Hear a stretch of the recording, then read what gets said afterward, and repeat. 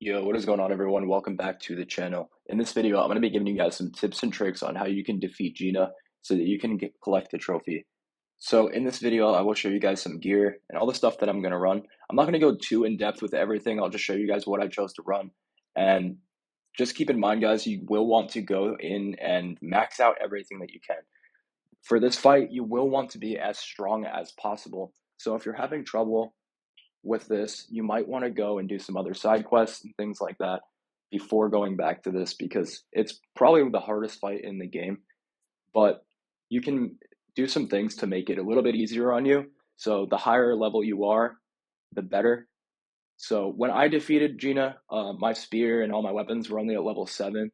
So I honestly suggest waiting until you get them to like an 8 or a 9, because it's going to make the fight a lot easier.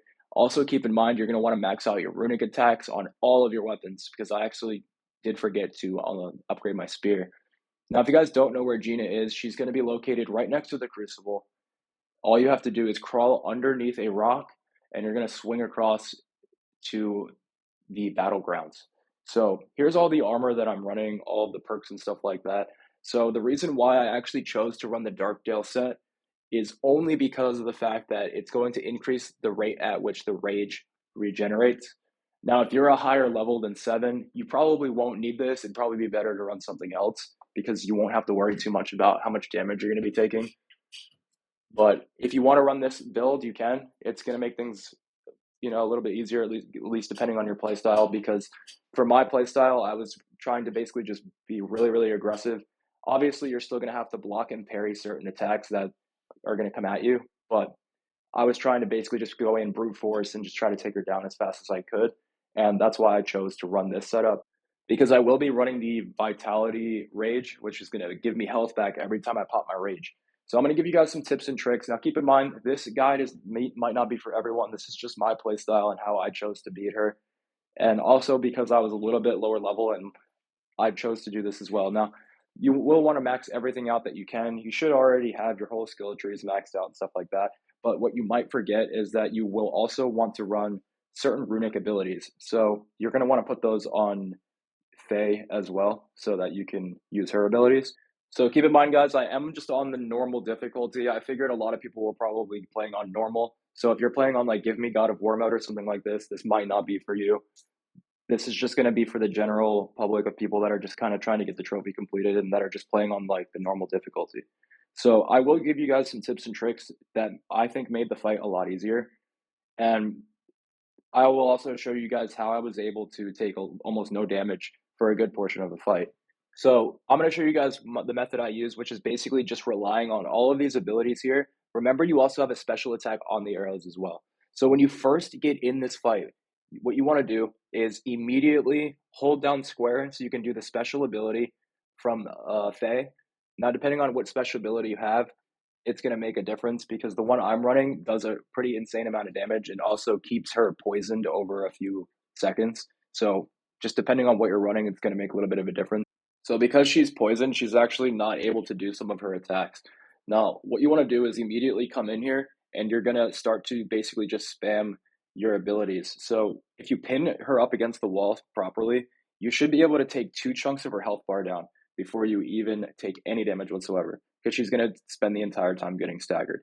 Now, the reason why I'm slowing this fight down is so that I can show you guys a little bit of a trick that I use to not take any damage from Gina and to actually stop a good majority of her attacks from even coming through. Now, obviously, there's going to be certain times where her attacks go through, and you want to really be on the lookout for when she jumps up in the air, because every time she jumps up in the air, she's going to slam down on the ground 3 different times, and you need to be really quick for this attack if it goes through, because you're really going to take a lot of damage. But you can dodge the whole thing if you really want to. So just be on the lookout. If she goes up in the air, she's going to come down 3 different times, and you need to dodge 3 times in a row. After that, she's going to come through, and she's going to have an unblockable attack, just like that one. And you can dodge it, but you can't block it. So you just really need to be ready for it. Once you get the timing down and you learn the fight, you're going to realize that this fight's not too hard, so long as you can parry her, and then you can actually stop her attacks. So as you can see there, I'm going to show you guys exactly how I was able to stop her attack in the middle of it. And that's also part of the reason why we're going to be running the rage that we're running, because not only will it stop her attack from coming through, but it will also heal up parts of our health. Now, you will get a couple of health drops from Gina every now and then if you parry her properly, or if that white bar below her health fills up, she'll drop a health orb. But you really can't rely on those, in my opinion. So you're going to want to run the Vitality Rage so that if a couple of her attacks get through, or maybe you don't parry every single attack, you can still have the chance to actually heal back up. Now, on top of that, once you are healing back up, if you pop the attack at the right time, it will actually cancel out her attack completely. So instead of trying to block some of these attacks, if you can learn to time your abilities properly, her attacks will just cancel out and you won't take any damage from them at all. They'll just stop right in the middle. So what you want to do is use every ability that you possibly can. Keep in mind that the L1 plus triangle attack, all of the holding down L1 and attacks will completely stop her attack. So as you can see there, she tried to hit me and I popped one of my abilities just a second before her attack connected. Now, if you can learn to time this properly, every time that you do this, her attacks will just cancel out and they won't go through. So that's why I actually was running the Rage, because you're going to have a couple extra pops. On top of that, the relic I have, if I pop my relic, it's actually going to do the same thing. Anytime you pop any of the abilities, it will completely just cancel out her attack. So if you can learn to stack these against each other, you can keep her staggered for a very, very long time. So once you've done one ability, you want to get a couple attacks in, maybe one or two attacks in, and then you immediately want to go and use the next ability. Now, keep in mind, popping your Spartan Rage will also have the same effect. So if she's coming at you and about to attack and you don't want to block, you can just go immediately pop Spartan Rage and that will block her attack. Now, once you get her down to about 3 or 4 chunks that are gone, she will get into a mode where the blue circle pops up. Now, anytime the blue circle pops up, you should actually really see that as a blessing, because it's going to be basically a free stun. All the other times that we stun her are going to be with the abilities, and once you stun her with one ability, you will have to wait until they regenerate back. But with the blue orbs that come up, it's basically a free parry, and you don't even have to use any of your abilities for it. So that's what's really great about that. Now, keep in mind, guys, you have your abilities on all 3 of your weapons. So you can cycle through and use the abilities on one weapon, then switch to a different weapon, use the abilities on that one. So you want to, as soon as you get in the fight, you want to use every ability on every weapon that you can. This will allow you to waste a little bit of time until all of the abilities come back. So you want to take this fight in 2 different ways. Whenever you get the chance to attack her, you want to be as brute force as possible. You want to attack her with everything you've got, and you want to just keep stunning her again and again. So you're going to use one ability, you're going to do 2 or 3 attacks, and then you're going to use the next ability, use 2 or 3 attacks, and so on. So if you keep doing it and you time it properly, she will continue to just get stunned again and again and again, and she won't be able to even attack or move. Now, if you can use the map to your advantage and pin her up against the wall while doing these attacks, it will be even better for you. Now, the second way that you want to take the fight is anytime that she runs away from you. If she runs away from you or she flies away from you, don't chase after her. Just bring up your shield and wait for her attacks to come through. You actually kind of want her to attack you, because when you parry her attack, it will also stun her. So basically, this whole fight is just going to be about how many times you can stun her, because the only time you're going to get your attacks in is when she's stunned. So that's really the only thing you want to be focusing on, is literally just stunning her as much as you can. And that's why we're going to use every ability that we possibly can on all of our weapons so that we can stun her. Now, if she runs away from you, that's fine. That's actually kind of a good thing, because we know as soon as she runs away, she's going to be coming at us with those attacks, which you can then stun her with. So you want to parry as much as you possibly can and time those shield blocks properly so that you can try to stun her with those as well. Now, you're definitely going to want to bring in a resurrection stone to this fight, because if one thing goes wrong, I'm telling you right now that she will take you down. So if you miss 1 or 2 parries, the fight can pretty much end in just like half a second. So you really want to bring in a resurrection stone so that you can at least respawn if you die. Now, keep in mind, if you guys are higher level than me, you probably won't need it. But in my opinion, I think I was honestly pretty under level for this fight when I got in it. But I refused to give up, and I just wanted to get this fight done no matter what. But the only method that I actually used to beat her was literally just to stun her as many times as I possibly could.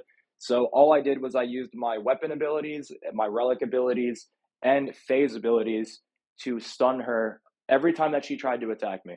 So it's not enough to just stun her one time. it's really something you want to try to do over and over again so you can keep stunning her again, and she won't even be able to really counter that. So what you can do, like I said earlier, is you use one ability, you hit her once or twice, then you hit your next ability. This will reproc the stun.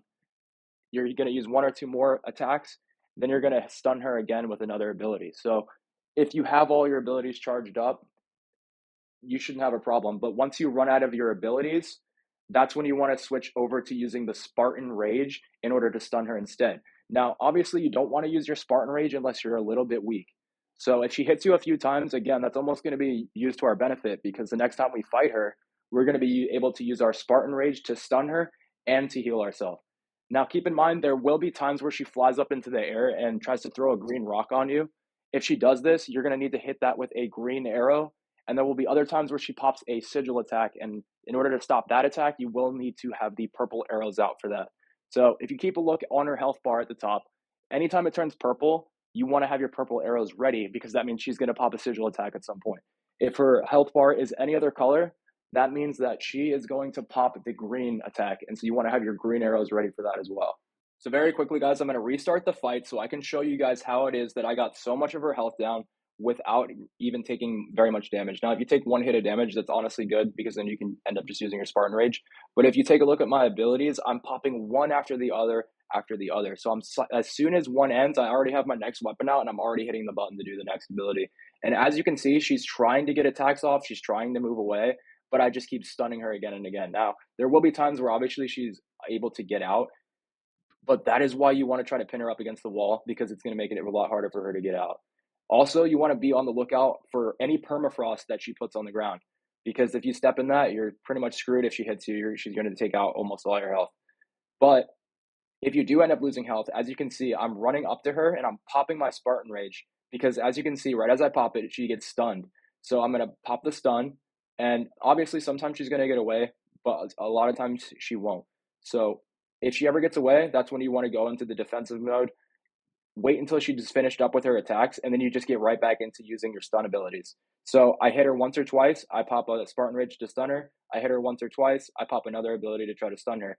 Now, if she ends up getting away, that's fine. Just go right back on the defensive and wait for your next chance to go in and stack up those stagger abilities. So as soon as you see an opening, whether you stagger her with your shield or she just stops attacking, that's when you want to go in and start attacking her. So I use the spear ability, I stagger her with that. Then as soon as I realize that she might get away, I pop my Spartan Rage to re-stagger her. Now, it's not always going to work out to the point where you're just going to infinitely stagger her. So obviously she's going to get away at some point, and that's when you're going to switch back to the defensive. But as soon as there's another opening, you're just going to go right back in and pop another one of your abilities to stagger her. So if you end up taking some damage, that's fine. That's why we're running the Vitality and the Spartan Rage. So she tries to hit me again there, but I pop the Spartan Rage to just completely stop the attack. It's also going to stagger her. Now, keep in mind, guys, I'm spamming square the whole fight, just trying to get as many arrows out as possible to at least deal some damage with that. And now this is what I'm talking about with the sigil attack. I stop the sigil attack with square, and then you can actually, anytime you stop one of those sigil attacks, if you hit square a second time, Faye will come in and actually do some pretty good damage to her as well. So that's pretty much it for this method, guys. Obviously, there's going to be other ways that you can beat her, but this was just the method that I honestly enjoyed using the most.